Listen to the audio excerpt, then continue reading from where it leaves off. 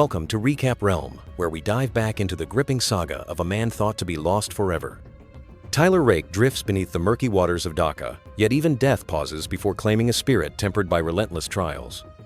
As his body is dragged from the river, his wounds gushing, he's rushed to a hidden medical facility where every heartbeat is a hard-fought victory. His trusted allies, Nick and Yaz, stand by, powerless, as doctors wage a desperate battle to keep him alive. Days melt into weeks, marked by shattered bones, internal hemorrhaging, and countless surgeries, yet Tyler clings to life with unyielding resolve. When he finally opens his eyes, the world offers no comfort, only a cold, deafening silence. Fuck off. The path to recovery stretches endlessly before him, a grueling test of both body and soul. Meanwhile, in Georgia, shocking news reaches Zurab Radiani, igniting his fury. His brother David's prison sentence has been extended by 10 years after he hurled a guard off a rooftop. David, a notorious figure within the prison walls, is untouchable in his infamy. Zurab summons the prison warden to his stronghold and demands answers. The warden, trembling, explains that freeing David is impossible. The American government is watching too closely, their surveillance tightening like a noose. No exceptions can be made. Enraged, Zurab seizes a gardening fork and drives it through the warden's throat, a brutal message that the Radiani brothers hold dominion over the country, bending its rules to their will. Back in Austria, Tyler is slowly reclaiming his physical strength, but he must grapple with a new reality, his forced retirement from the mercenary life.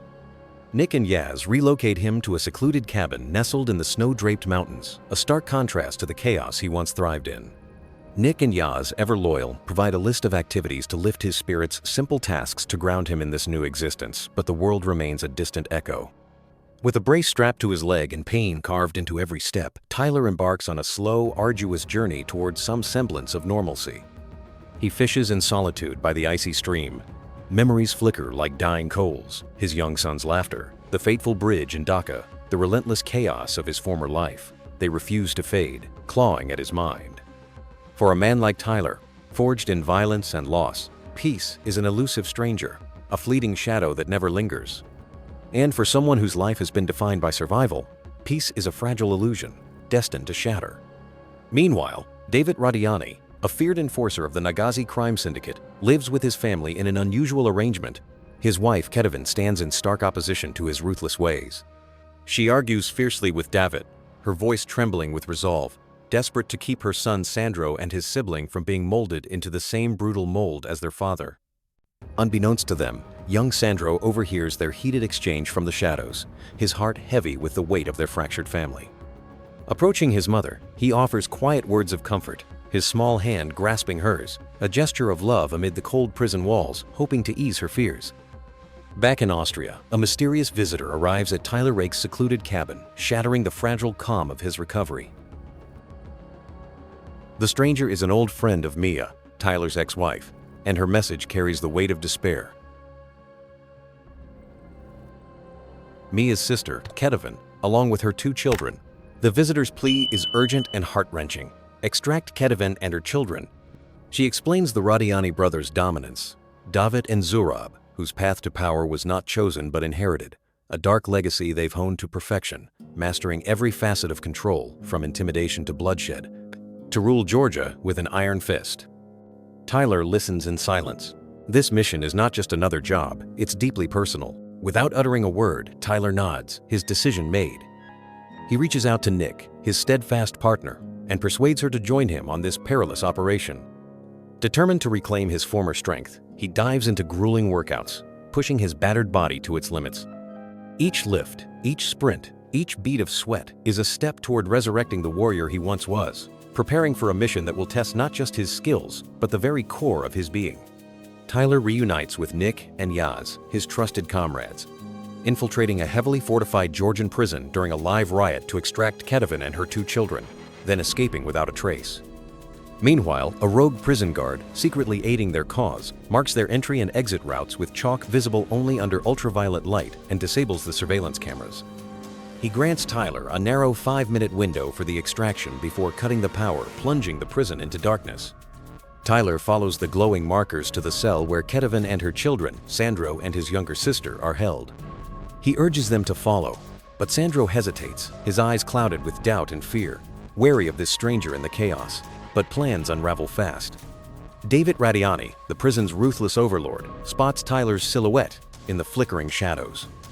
The rescue erupts into pandemonium, sirens blare, inmates clash in a frenzied riot, and fires roar through the corridors, casting an apocalyptic glow.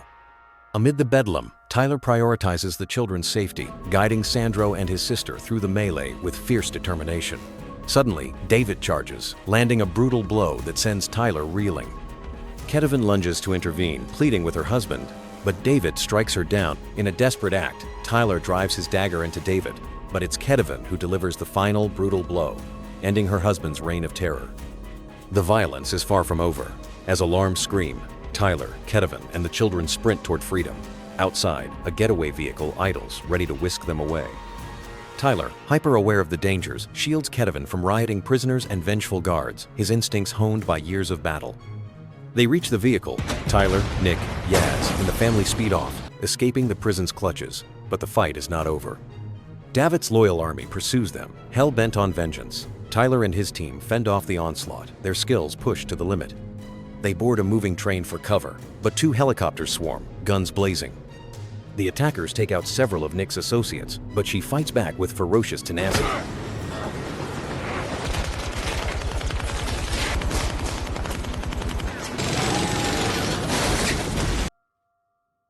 Tyler eliminates the pursuing troops, but just when the dust seems to settle, disaster strikes the train's brakes, and it crashes in a screeching heap of metal.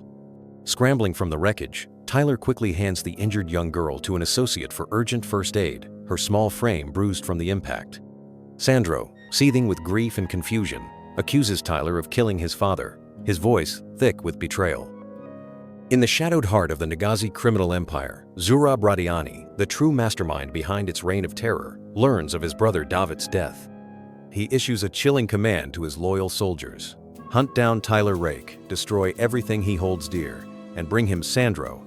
Nick, ever the strategist, has secured a jet to whisk the team to Vienna, but Sandro, torn by grief and confusion, secretly calls his uncle Zurab. Fueled by lies and venom, Zurab twists Sandro's young mind, stoking hatred toward Tyler and his crew. Sandro betrays their destination, leaking critical intel that sets a deadly trap in motion. At the Vienna safe house, a towering apartment building, Nick confronts Tyler about his silence on Kevin being his ex-wife's sister. Tyler, his voice heavy with regret, apologizes. And for a fleeting moment, a sense of camaraderie settles over the group. They believe the worst is behind them. But Sandro, wrestling with anger and mourning his father despite David's brutality, simmers in silence. A good son is supposed to stay with his father. A good father wouldn't make him. Tyler watches the boy, recognizing the familiar pain of loss in Sandro's eyes, a mirror of his own haunted past. Time for reconciliation is cut short as Tyler's instincts scream of danger. Oh, kid, what did you do? Zurab's forces are closing in. He orders the family to move, but it's too late. Kevin snatches Sandro's phone, discovering his betrayal in contacting Zurab. Her heart breaks, disappointment etched across her face as Sandro defiantly declares, "I'm a Nagazi." Zurab's soldiers strike with ruthless precision, unleashing a barrage of firepower on the apartment building. Nick and Yaz fight with the ferocity of seasoned warriors, while Tyler shields Kevin and her daughter as walls crumble and glass shatters in a storm of urban warfare.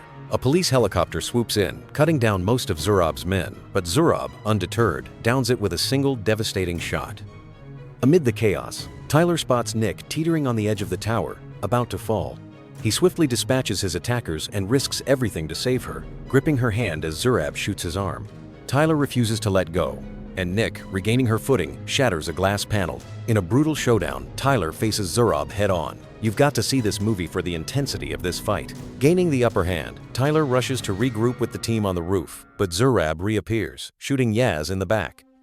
Tyler drags Yaz into the helicopter, and they take off, but Yaz succumbs to his wounds. Zurab escapes with Sandro and his remaining men. At his hideout, one of Zurab's brothers pleads with him to abandon the hunt for Tyler, only to be shot dead.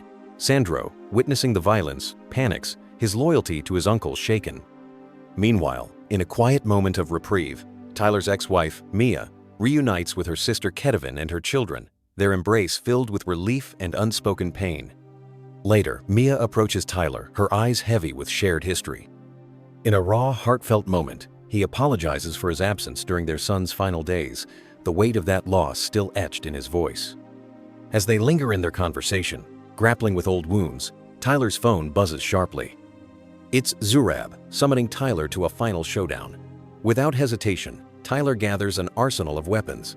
He refuses to let Nick join him, knowing this confrontation with Zurab must be his alone. For Tyler, the path to resolution lies in facing the warlord head-on, ending the cycle of vengeance once and for all. Arriving at Zurab's stronghold, Tyler unleashes a torrent of gunfire, a deafening announcement of his presence. With lethal precision, fueled by rage and years of battle-honed skill, he cuts through Zurab's men like a force of nature. Zurab uses Sandro as a pawn, strapping a bomb to the boy's chest, a cruel trap where a single shot could trigger catastrophe. Zurab manipulates Sandro, urging him to shoot Tyler to prove his Nagazi loyalty. Sandro, torn between grief and doubt, hesitates. As Zurab raises his weapon to fire at Tyler, Nick, hidden in the shadows, takes a shot to freeze him. Zurab ducks behind Sandro, threatening to kill the boy. Tyler and Nick exchange a glance, their unspoken trust aligning their next move. Zurab shoots Nick, but Tyler charges, igniting a brutal hand-to-hand clash with Zurab. The fight is a visceral collision of titans, each blow echoing their relentless wills. Tyler finally overpowers Zurab, ending him for good, but not without cost. Blood seeps from his own wounds, his body battered.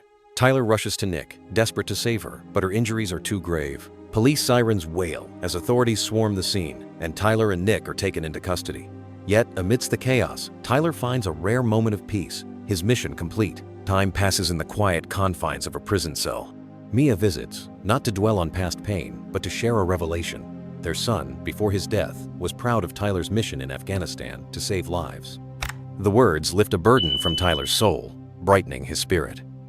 As he heads back to his cell, guards redirect him outside to a waiting SUV. It drives to a secluded location where a familiar figure emerges: Alcott, the enigmatic man who first offered the mission. He presents Tyler with a deal: freedom for one last job. Tyler declines, unwilling to continue without his team. But another SUV rolls up and Nick steps out, his face scarred, eyes hardened, silent but resolute. He's not finished fighting. The movie ends here. What are your thoughts on this epic ride? Thanks for watching. Hit that like, subscribe, share, and ring the notification bell for more. Recap Realm got you. See you in the next one.